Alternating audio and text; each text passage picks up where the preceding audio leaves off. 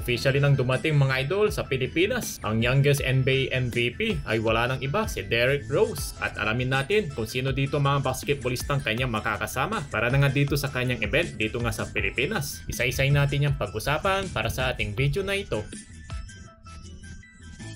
Number 1 draft pick noong 2008, NBA Rookie of the Year noong 2009, at si Derrick Rose na nga ang pinakabatang nakatanggap ng NBA MVP sa kasaysayan ng NBA noong 2011. Bagamat sa unang tingin, tila nga ba mayabong na kagad ang unang 3 taon ang naging karera dito ni Derrick Rose. Isang istorya na kung paano naging mabilis ang kanyang pag-angat ay siya rin dito ang bilis na kanyang pagbagsak. Ang kanyang naging kadakilaan sa laro ng basketball ay mabilis rin napalitan ng trahedya, kontrobersyal at kamalasan. Nakaka-inspired at nakakalungkot ang naging istorya ni Derrick Rose. Ang first step kasi ni Rose ay one of the best sa NBA. Bago pa lang kasi nakakita ng bakal ng ring si Ja Morant, ay si Derrick Rose muna ang klaseng gwardyang lumilipad. Asahan mong dadagdag siya at huwag mo na nga ring tangkain na humabol pa dahil magiging casualty ka lang ng poster niya. Sa vertically ba naman ng 42 inches ay parang may spring talaga sa paa ni Rose. Kahit saan pa, kaya niya mag-finish may buwelo man o wala. And importantly, binitbit niya talaga itong kanyang kuponan pagdating sa playoffs ang Chicago Bulls. Na-official nila ditong i-retire ang kanyang number 1 jersey. Magaganap ito sa January 4, 2026 sa game ng Chicago Bulls kontra sa Boston Celtics. Isa rin siya sa mga naging simbolo para sa mga kabataan at ang kanyang mga impact sa mga fans ay hindi talaga dito makakalimutan. Kasama na nga rin dyan ang kanyang mga Filipino fans na magkikita-kita sa September 18 sa One Ayala ng Arena Plus. Ay proud niya ditong i-announce ng kanyang panibagong brand endorser. Makakasama naman niya dito ang ating mga basketballistang Pilipino na sila Scottie Thompson, RJ Abrientos at si Danny Revena para suportahan na nga dito si Derrick Rose. Sa loob na nga ng 13 years ay muli na nga ditong bumalik sa ating bansang Pilipinas. Makikita rin natin sa kanyang IG post. Masaya naman siya ditong nakita niya muli ang Manila.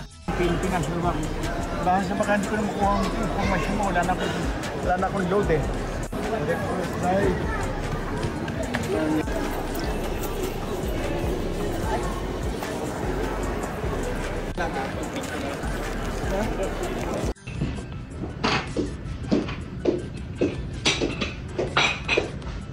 Put the iPad in there, Sophie.